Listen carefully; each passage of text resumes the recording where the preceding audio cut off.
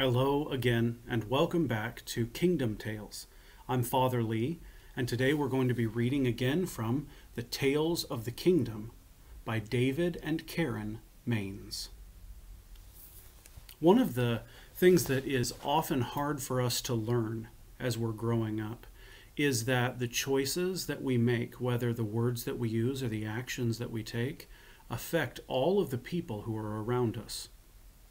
And sometimes, even though we don't intend to, sometimes our words and sometimes our actions hurt other people.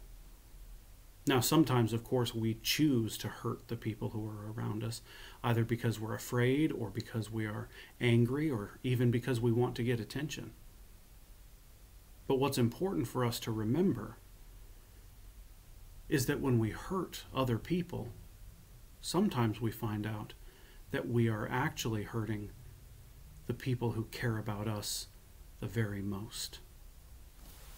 Today's story is called The Baker Who Loved Bread. Once upon a time, there was a king who walked astride his world, here and there and everywhere.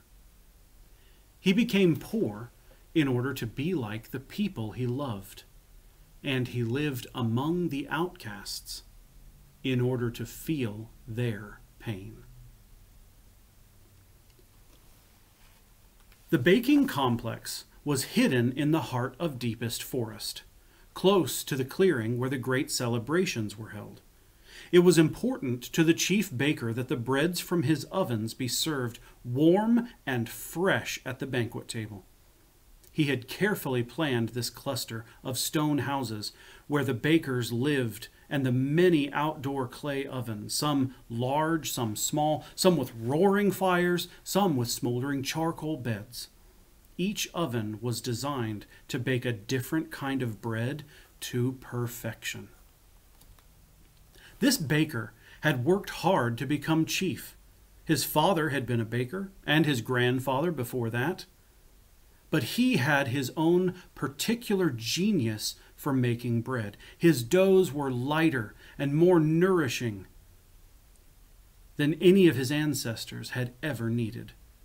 There wasn't a dough of any kind, wheat or rye or corn, that didn't become tasty and delicious after his touch. The chief baker particularly loved making special breads for the great celebrations. He loved to twist and braid dough. He loved to invent new recipes for sweetbreads. He loved muffins and biscuits and brioches and croissants.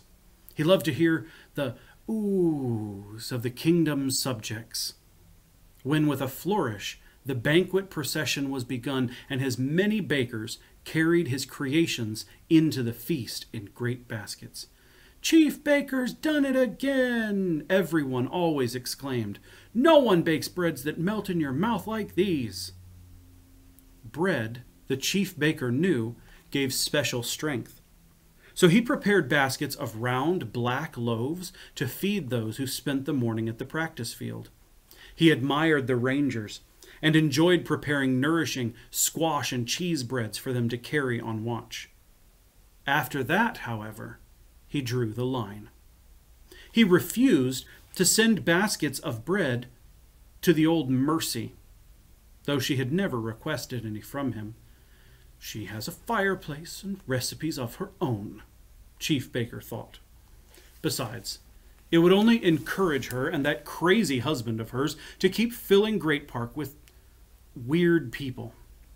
If these outcasts had so much wrong with them, they must have done something to deserve it.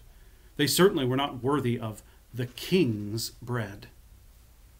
One day, the chief baker was inspecting his new invention, a wooden paddle wheel that kneaded 30 loaves of bread at the same time.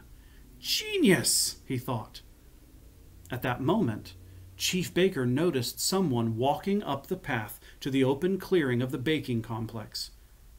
It was a woman carrying a baby under her arms. Her clothes were ragged. Chief Baker looked around for his assistant, but he could see that the boy was in the middle of rolling out flaky pastry. All the other bakers seemed to be busy grinding flour, measuring ingredients, watching loaves in the oven. "I'll handle this intruder myself," he thought. Still, he hated interruptions. Good bread was a matter of timing. A moment too soon, a moment too late, and all was lost. "What do you want?" he asked the woman, gruffly, as he met her on the path. Her baby whined. Its little head hung limply on its neck. "Please, sir," the woman answered, "some bread. We lost our way in the forest, my child and I. We haven't eaten for 2 days." A likely story, thought the chief baker. These kinds of people were always looking for a handout, the lazy things.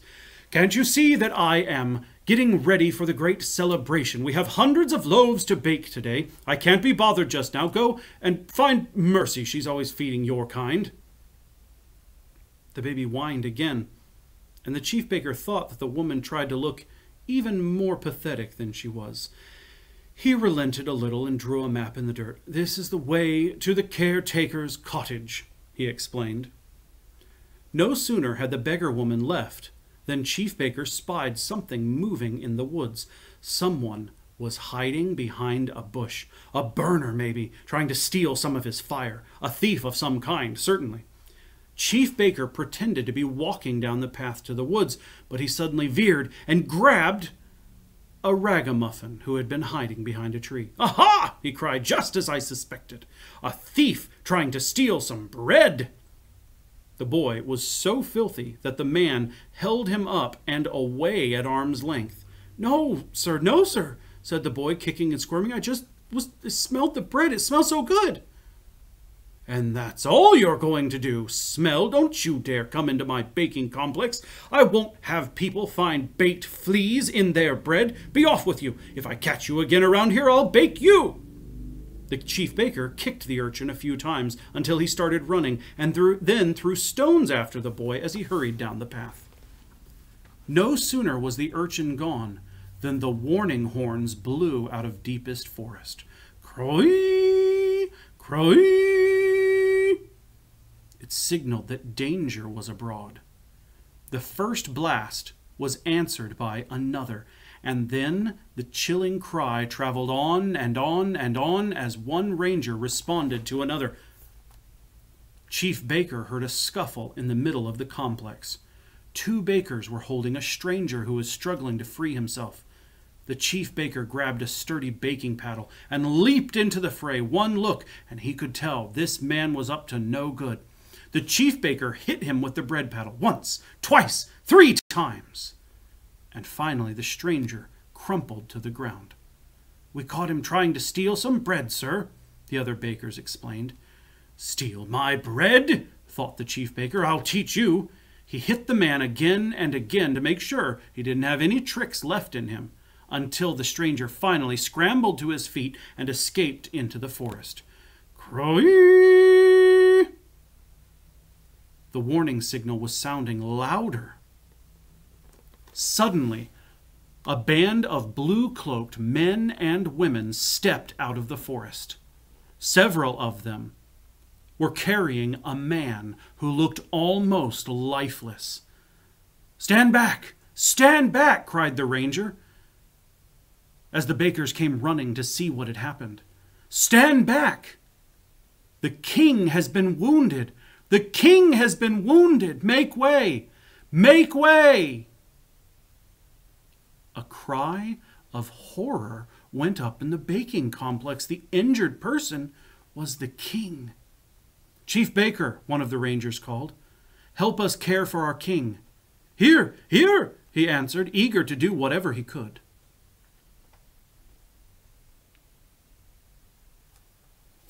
The king was carried into the baker's stone house and laid on his bed. Fires were lit in the fireplace. A watch was posted so that no more harm would come, and a signal was sent through the forest for Mercy. She would know how to help. Birds and creatures, the ground itself, moaned the terrible news. The king is wounded. The king is wounded. The king. The king.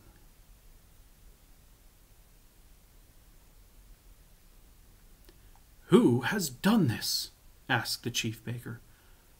But no one seemed to know, because the king had not spoken a word since they lifted his unconscious body from deepest forest.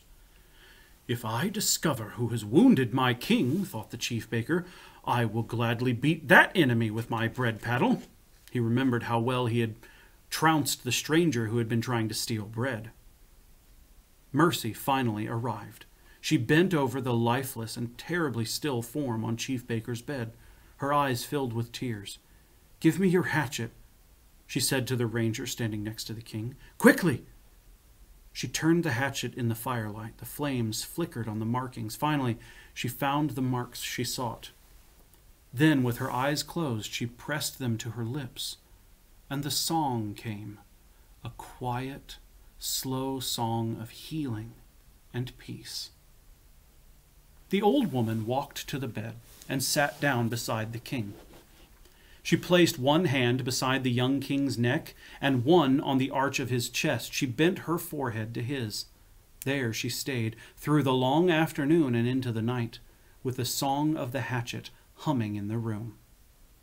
All through that long night, the subjects of the king held him in their heart.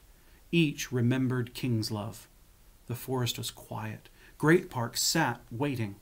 Even the moon lagged in its course. The people who were in the chief baker's bedroom marked the king's clear forehead, his high cheekbones, the warm brown hair with glints of gold falling on the pillows, the pallid skin. Finally, near morning, Mercy stood to her feet. She looked as pale as the king. "He will be all right," she whispered. "The wound has been overcome. Feed him when he wakes, and lead me to another bedroom." Each person in the room felt weak with relief at Mercy's words. They felt like laughing and crying at the same time. Within seconds, the ranger's cry sped through deepest forest. "How goes the world? The world goes not well, but the kingdom comes, the kingdom comes." All knew, from littlest to largest, that the king was now well and the kingdom intact. They went about their work with glad hearts as the birds greeted the dawn. Later, Chief Baker carried a tray of his finest breads into the bedroom where the king was resting. He was relieved to find the king sitting jauntily in bed. One leg was arched under the covers, and his arms were draped over the back of the bedstead. "Had a little tussle in the woods, eh, my lord?" the chief baker said heartily, trying to cover his concern for the king's health.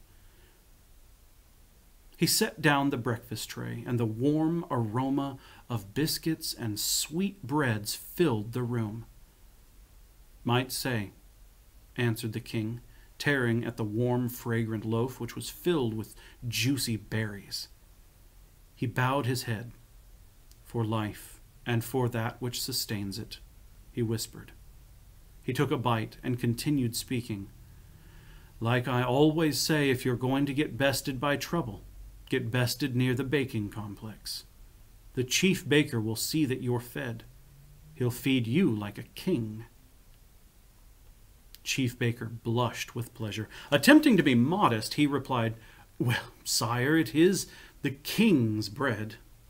The king took another bite. He smiled, and in a quiet voice said, "Yes.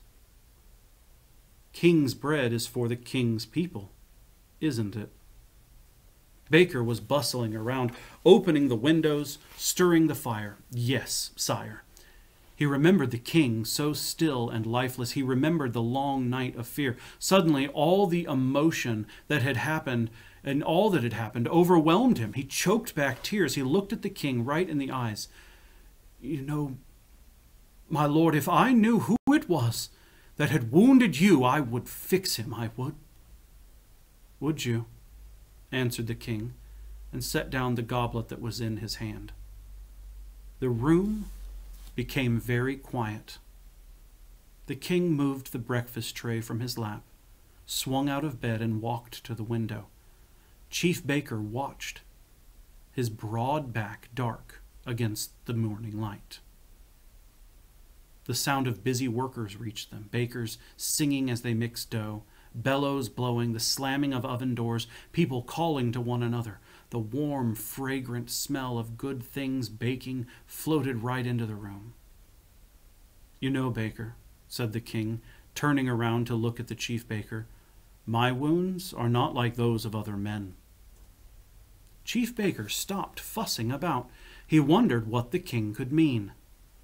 "When even one of my people is hungry, Baker," the king said, "it famishes me. When a little child is beaten, I suffer. If even my enemy feels pain, I hurt." The chief baker was puzzled for a moment, and then, with an awful rush of memory, he saw the face of a fainting woman he had sent away. He saw the eyes of the filthy child he had kicked and stoned. He heard the cry of the stranger as he struck him again and again with the paddle. He saw the stranger's body crumple to the ground. The pain in his eyes resembled the look in the eyes of his king. "Baker, it is you who has wounded me, even you." The chief baker fell to his knees. "Not I, my lord, not I." But he knew it was true. He was haunted by a face, and by eyes, and by a cry. He had given one dirt, one stones, and the other beatings. The king turned. The gold in his hair shone. The light was radiant around his head. It fell across the room and cast the king's shadow over the bent form of the chief baker. "My lord, what can I do? What can I do?" cried the chief baker, his head now bowed to his knees on the floor. The king answered, "Feed the hungry." The king walked over to the man kneeling in horror on the bedroom floor. He lifted him up and embraced him.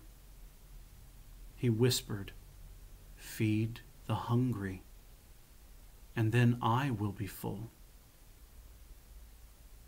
He turned and left, striding out the door as though he had never had a brush with death. From that time on, the chief baker made sure that baskets of bread were taken to outcast village for any who had no way to make their own. Knapsacks of emergency rations were stored at each ranger watchtower to nourish any who were in danger or had lost their way, whether they were evil or good at heart. Plates of rolls and trays of tarts were always kept on hand at the baking complex to welcome visitors. And gingerbread cookies, shaped like animals and decorated with sugar icing, were tucked into boxes and sent to Mercy's cottage for the children. And the baker discovered that one could love the work of one's hands too much, and that one should always love one's king more. Love for the king is measured by one's love for his people. So the baker fed the hungry and fed them well, lest the one he loved most should starve.